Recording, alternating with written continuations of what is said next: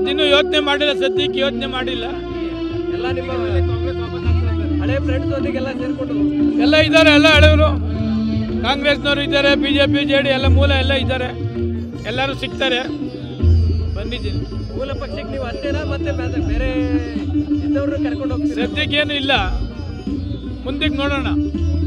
ಸರಿಗ ಈ ಒಂದು ಇದಕ್ಕೆ ವಿರೋಧ ಪಕ್ಷದ ನಾಯಕರು ಸೇರಿದಂತೆ ಯಾರು ಕೂಡ ಬಂದಿಲ್ಲ. ಒಂದು ಸರ್ಕಾರಿ ಕಾರ್ಯಕ್ರಮ ನೋಡಿ, ಸರ್ಕಾರದ ಕಾರ್ಯಕ್ರಮ ಅನ್ನೋದಕ್ಕಿಂತ ಮಹಾತ್ಮ ಗಾಂಧಿಯವರ ಪ್ರತಿಮೆ ಅನಾವರಣ ಕಾರ್ಯಕ್ರಮ ಬರಬೇಕಾಗಿತ್ತು.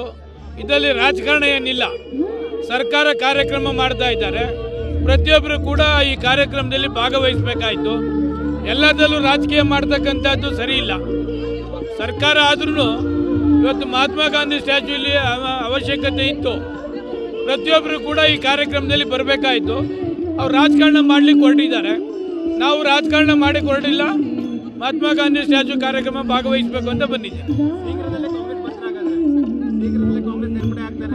ಸರ್ಕಾರ ಕಾರ್ಯಕ್ರಮಕ್ಕೆ ಬಂದಿದ್ದೀನಿ, ಪೊಲಿಟಿಕಲ್ ಆಮೇಲೆ ಯೋಚನೆ ಮಾಡ್ತೀನಿ. ಸದ್ಯಕ್ಕೆ ಯಾವುದು ಆ ಯೋಚನೆ ಇಲ್ಲ. ಎಲ್ಲ ಹಳೆ ಫ್ರೆಂಡ್ಸ್ ಸಿಗ್ತಾ ಇದ್ದಾರೆ, ಏನ್ ಅನಿಸ್ತಾ ಇದೆ ಸರ್?